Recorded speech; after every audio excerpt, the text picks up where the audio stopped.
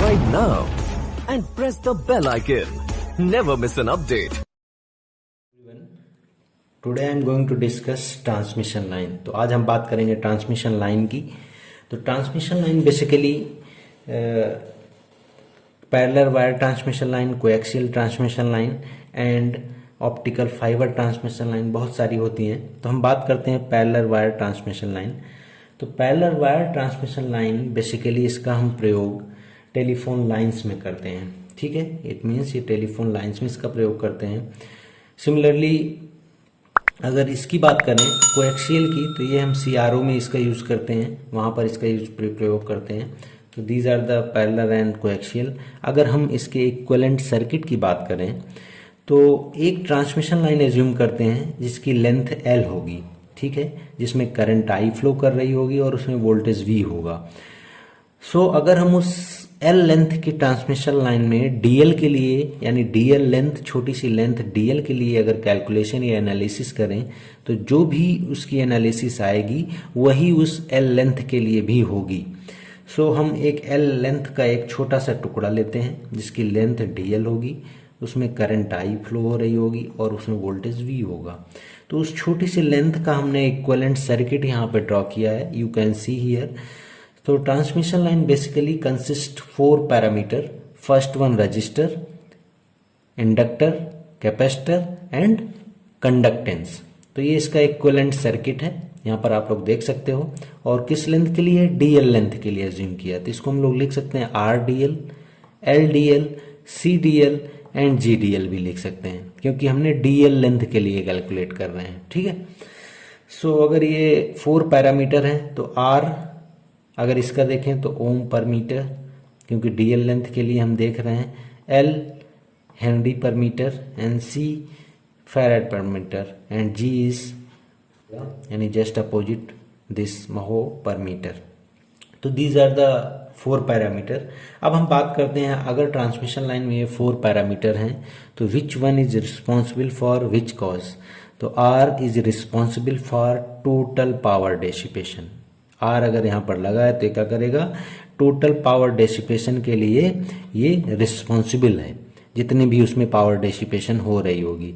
L basically it is inductor, it is responsible for total magnetic energy stored in the transmission line.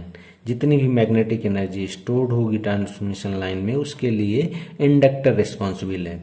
Similarly next की बात करते हैं तो this is the capacitor and it is responsible for total electric energy stored in the transmission line। ये electric energy के लिए responsible होगा। And next one and last is total dissipation in the transmission line, यानी conductance हमारा responsible होगा total dissipation के लिए। ठीक है, तो दीज आर द 4 पैरामीटर और यही 4 पैरामीटर एक ट्रांसमिशन लाइन में यूज किए जाते हैं। This is the equivalent circuit of the transmission line. अब अगर हम बात करें कि एक ट्रांसमिशन लाइन है, उसमें हम कोई signal from source to destination अगर सेंड कर रहे हैं तो ड्यू टू सम रीजंस उसमें क्या होगा? कुछ ना कुछ लॉस होंगे। ठीक है, तो उसको बोलते हैं लॉसी ट्रांसमिशन लाइन। अगर हमारा सिग्नल हम जो भी इनपुट से दे रहे हैं उसमें लॉस हो जाए तो इसलिए उसको लॉसी ट्रांसमिशन लाइन बोलते हैं।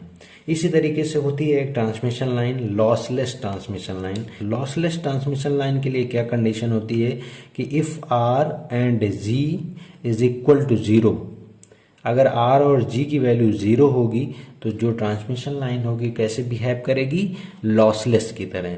सो हम इसी सर्किट में R और G की वैल्यू अगर 0 पुट कर दें तो हमारे पास सर्किट कैसा आ जाएगा? कुछ इस तरीके का सर्किट आ जाएगा। सो इस सर्किट में आप लोग देख सकते हो इसकी कंडीशन क्या है? R is equal to 0 and G is equal to 0। So this is your lossless transmission line. सो आप लोग देख सकते हो कि ट्रांसमिशन लाइन अगर नॉर्मल इक्विवेलेंट सर्किट होगा तो वो इस तरीके का बनाया जाएगा।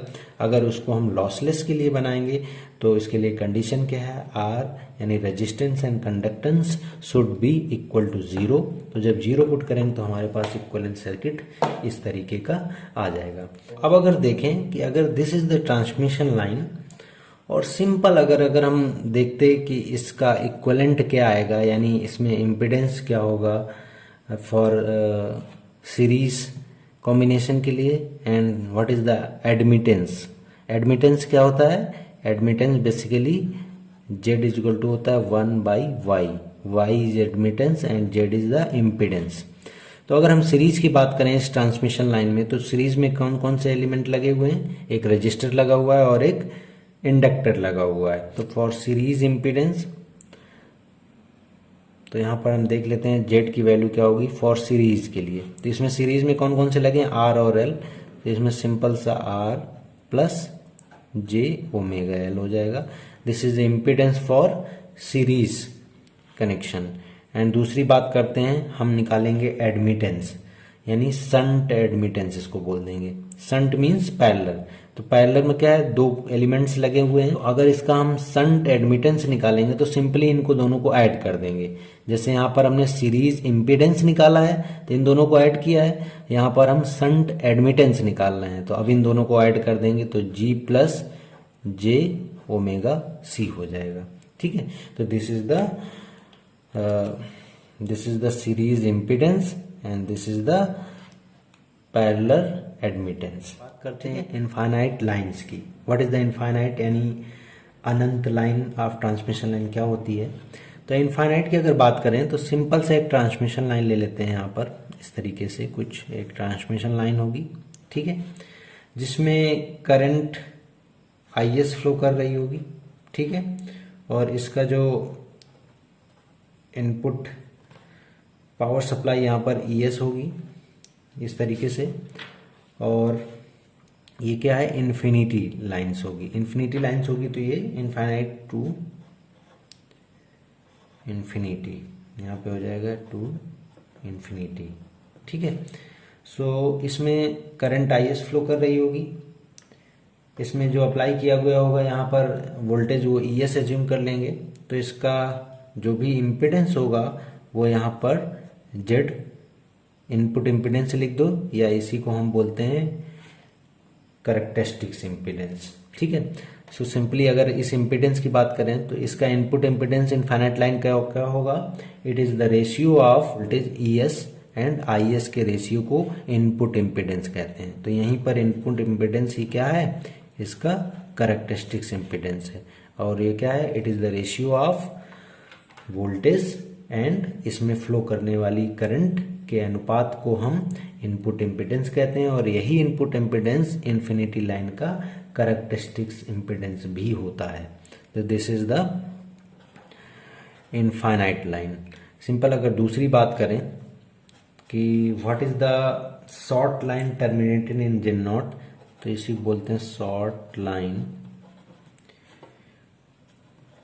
टर्मिनेटेड इन जेड नॉट, ठीक है। इसका दूसरा पार्ट है short line terminated in Z not. अब इसका कैसे कंस्ट्रक्शन होगा? इसमें सिंपल सा अभी हमने एक लाइन पढ़ी कि एक लाइन होगी ट्रांसमिशन लाइन जो इनफाइनाइट की तरफ टेंड कर रहा होगा। इसमें ES होगा इनपुट, करंट फ्लो कर रही होगी IS, और इसका इम्पिडेंस जो भी होगा वो जेड नॉट होगा, और ये कहाँ जा रहा होगा? इन्फिनिटी की तरफ। तो ये इनफाइनाइट लाइन थी, ठीक है। बट अगर इसी को हम short line terminated in Z not, मतलब कि इस लाइन को इन्फिनिटी ना ट्रेंड करा के इसको हम शॉर्ट कर दें, कहीं पर इसको शॉर्ट कर दें विद इम्पिडेंस जेड नॉट, तब ये कैसा होगा? तब इसका स्ट्रक्चर कुछ इस तरीके से हो जाएगा। ये ES हो जाएगा, करंट इसमें वही IS फ्लो कर रही होगी, बट यहाँ पर अब हमने क्या कर दिया? इसको शॉर्ट कर दिया है विथ जेड नॉट। तो ये कैसा हो जाएगी? ये आपकी लाइन हो जाएगी terminated with impedance Z not, ठीक है। सो इसमें क्या होगा? इस लाइन की इनपुट इम्पिडेंस जेड इन, वही इसका जेड नॉट होगा। तो easily you can see this is the infinite line, infinite की तरफ ट्रेंड कर रही है, ठीक है, जिसमें वोल्टेज ES, करंट IS है, इसी के अनुपात को इनपुट इम्पिडेंस कहते हैं, और यही इम्पिडेंस इसका कैरेक्टरिस्टिक्स इम्पिडेंस होता है। सिमिलरली दूसरे की बात करें तो short line terminated in Z not, एक इन्फिनिटी लाइन को अगर हम जेड नॉट इम्पिडेंस के थ्रू उसको टर्मिनेट कर दें तो उसको बोल देंगे short line terminated by Z0। ठीक है, so thank you so much. Subscribe now and press the bell icon.